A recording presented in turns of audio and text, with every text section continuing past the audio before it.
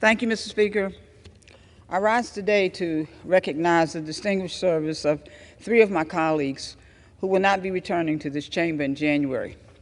Congresswoman Kathy Manning, representing North Carolina's 6th Congressional District, Congressman Wiley Nickel, representing North Carolina's 13th Congressional District, and Congressman Jeff Jackson, representing North Carolina's 14th Congressional District. All three of these members have served their respective districts with devotion, with courage, and conviction. And to my colleagues, I want them to know that it is a cruel injustice, that a stain on the fabric of our democracy, that we have to say goodbye to you today. But it is my privilege to highlight the good work that you've done here. To Representative Kathy Manning, who represents my hometown where I began my public service, I've appreciated our work together in the Greensboro community and over the years. The most recent 4 years working on behalf of our community here in Congress. I was especially proud when you joined me to recognize the Greensboro 4 earlier this year. You've been a great partner on the Education and Workforce Committee, and whether it's been about fighting for equal pay or protecting women's rights or improving our schools and universities, I have admired your courage and commitment, and I thank you.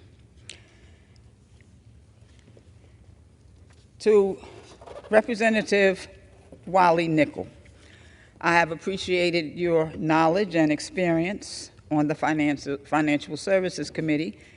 You demonstrate why expertise in finance is necessary in the U.S. Congress.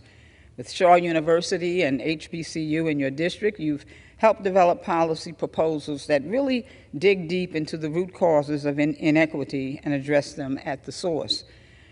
Through the Supporting Diverse Entrepreneurs Act that we worked together on, students will be provided initial financing and expertise so young entrepreneurs can get to work starting businesses and growing our economy.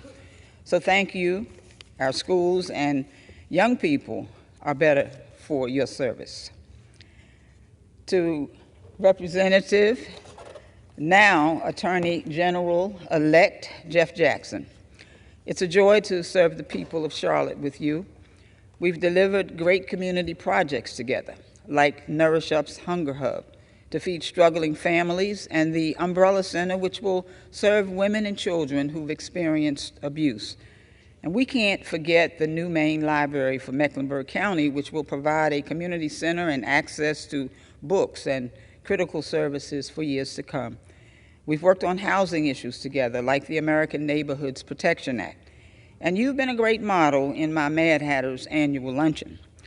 The people of North Carolina, Mr. Speaker, will be served well with our next Attorney General, we look forward to what he will accomplish. North Carolina and our nation have been well served by these three members, and it has been my privilege to work alongside each of them. Their seats were eliminated not by democracy, but by the sinister forces of greed and corruption because of gerrymandering.